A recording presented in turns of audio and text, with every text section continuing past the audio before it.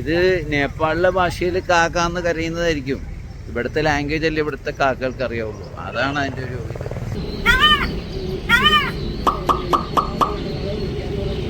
ബോബി നേപ്പാളിൽ നിന്നാണ്. എന്റെ കൂടെ പരിചയപ്പെടുത്തേണ്ട അല്ലെങ്കിൽ ഇൻട്രൊഡ്യൂസോ ആവശ്യമില്ലാത്ത ഒരു വ്യക്തിത്വമുണ്ട്. ലോകമെങ്ങുമുള്ള മലയാളികളെ ചിരിപ്പിക്കുകയും ചിന്തിപ്പിക്കുകയും ചെയ്തുകൊണ്ട് ഒരുപാട് പേര് വിവിധ രാജ്യത്തിന്റെ ഭാഗങ്ങളിൽ നിങ്ങളുടെ ഓരോ ഡയലോഗ് മനുഷ്യൻ ചിന്തിക്കണ്ടേ? ചിരിക്കാനുള്ളതാണോ ഉള്ളതാണോ അല്ലയോ വിളിക്കേണ്ട കാര്യം ഉണ്ടായിരുന്നോ? KS പ്രസാദ് എന്ന കൊച്ചിൻ ഗിന്നസിന്റെ സാരഥി. അപ്പൊ അടുത്ത ഒരു ബെല്ലോടുകൂടി ഞങ്ങളുടെ നാടകം ഇവിടെ അവസാനിക്കുകയാണ്. ബാക്കി അദ്ദേഹം പറയും. ആരംഭിക്കുകയാണ്.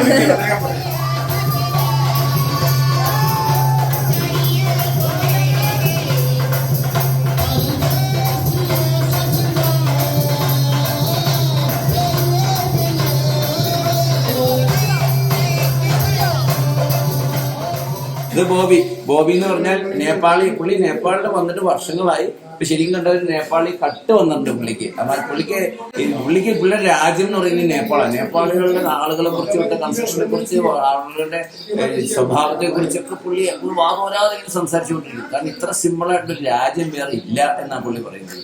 കാരണം നമ്മൾ സാധാരണ ഫ്ലൈറ്റിനൊക്കെ പോകുന്നിടത്ത് 2 മണിക്കൂർ മുമ്പ് എയർപോർട്ടിലെത്തും. പുള്ളിയുടെ നമ്മളിവിടെ എയർപോർട്ടിൽ വന്നു കഴിഞ്ഞാൽ നമുക്ക് ഡൊമസ്റ്റിക് എന്ന് പറഞ്ഞാൽ ഏകദേശം വരിക, ചെല്ലുക, നേരെ വന്ന് ഫ്ലൈറ്റോട്ട് കയറുക അല്ലേ, ഒരു 10 മിനിറ്റ് കാര്യമുള്ളൂ. അപ്പൊ ഞാൻ പറഞ്ഞു നമുക്ക് 1 മണിക്കൂർ മുമ്പ് പോവാം എയർപോർട്ടിലോട്ട്. പുള്ളി കൊണ്ട് വേണ്ട, ഞാൻ സാറിന് എന്റെ വീട്ടിൽ നിന്ന് 10 മിനിറ്റേ ഉള്ളൂ. ഫ്ലൈറ്റിന്റെ സൗണ്ട് കേൾക്കുമ്പോഴാണ് ഞാൻ വീട്ടിൽ നിന്ന് ഇറങ്ങി ഓടുന്നത്. ഓടി വന്ന് ചെക്ക് ഇൻ ചെയ്ത് കയറുക. അത്ര സിമ്പിളാണ് ഇവിടുത്തെ എയർപോർട്ടുകൾ.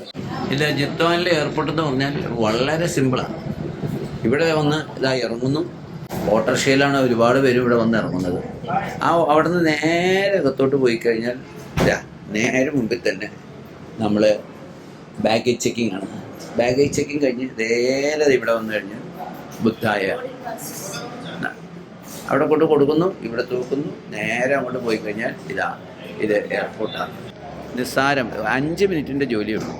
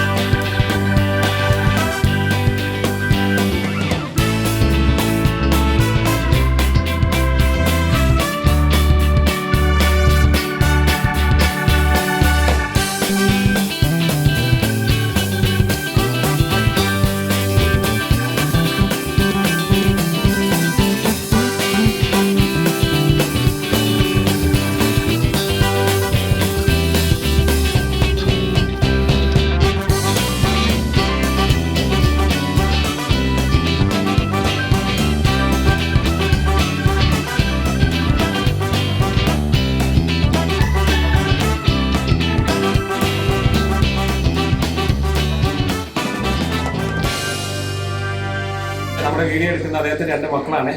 അതെ, അവരോട് ഉണ്ട്. അപ്പൊ എന്തെങ്കിലും ഇതിനകത്ത് പ്രശ്നങ്ങളുണ്ടെങ്കിൽ അവരെ പിടിച്ചാൽ മതി, എന്റെ കുഴപ്പമില്ല. മാത്രമല്ല കേട്ടോ, ഞാനൊരു മാസം മുമ്പാണ് ഇദ്ദേഹത്തെ കോൺടാക്ട് ചെയ്യുന്നത്. WMF വേൾഡ് മലയാളി ഫെഡറേഷന്റെ ഇവിടുത്തെ നേപ്പാളിലെ സാരഥിയാണ് അദ്ദേഹം. അപ്പൊ ഇതിന്റെ പ്രിൻസ് പള്ളിക്കുന്നേൽ അദ്ദേഹമാണ് അദ്ദേഹം നമ്മുടെ ഗ്ലോബൽ ചെയർമാൻ, നമ്മുടെ ഫൗണ്ടർ ചെയർമാൻ ഓഫ് WMF. അദ്ദേഹമാണ് എന്നെ ഇങ്ങനെ ഒരു വ്യക്തിയാണെന്ന് പറഞ്ഞ് പരിചയപ്പെടുത്തുന്നത്. അപ്പം WMF-നെ ഇവിടെ നയിക്കുന്നതും ഇദ്ദേഹമാണ്. ആ ഒരു കാര്യം കൂടി ഈ അവസരത്തിൽ പറയാൻ. അപ്പൊ നമ്മുടെ ക്യാമറ വിമൺ കാണിച്ചു തരാം ആരാന്നുള്ളത്. അതെ, ക്യാമറമാൻ അല്ല, ഇത് maybe you can introduce yourself. Hi, I'm Sharika. Hello, I'm Devika. അപ്പൊ പ്രസാദ് സാറിന്റെ 2 മക്കളാട്ടോ. മാത്രമല്ല ഗിന്നസ് ഞങ്ങൾ കണ്ട ഒരുപാട് കാഴ്ചകൾ ഇപ്പൊ നിങ്ങൾക്കായിട്ട് ഞങ്ങൾ പരിചയപ്പെടുത്തി തരാം. പേടിയുണ്ട്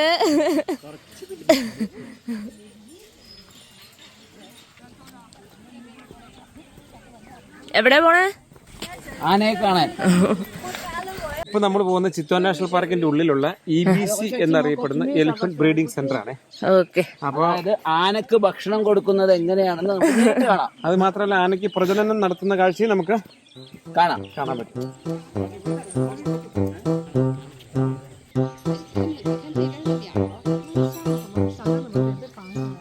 പിടിയാനകളെ ഗവൺമെന്റ് ഇവിടെ കൊണ്ടുവന്ന് വളർത്തി രാവിലെ ഒരു 9:30-10 മണിയാകുമ്പോൾ ഇവരെ കാട്ടിലേക്ക് പാപ്പന്മാർ കൊണ്ടുപോകും. അത് കഴിഞ്ഞ് അവർ അവിടെ ചെന്ന് കഴിഞ്ഞ് കൊമ്പനാനകൾ കാട്ടിലുള്ളത് മെയ്റ്റ് ചെയ്തിട്ട് ഇവർ വൈകുന്നേരം ഒരു 3:30 ആകുമ്പോൾ തിരിച്ചു വരും. ഈ സംഭവം രാവിലെ 9:30 വരെ തുറക്കും, ഉച്ചയ്ക്ക് 3:30 തുറക്കും. അപ്പൊ ആനപ്പാപ്പന്മാർ കിടക്കുന്ന സ്ഥലമാണത്. പാപ്പന്മാര് കൂടെ പോവാ.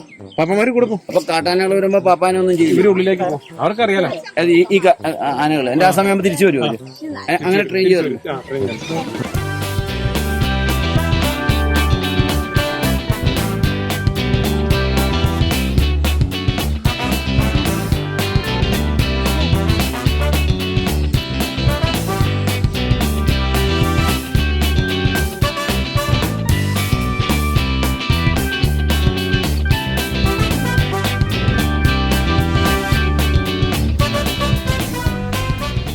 Yes.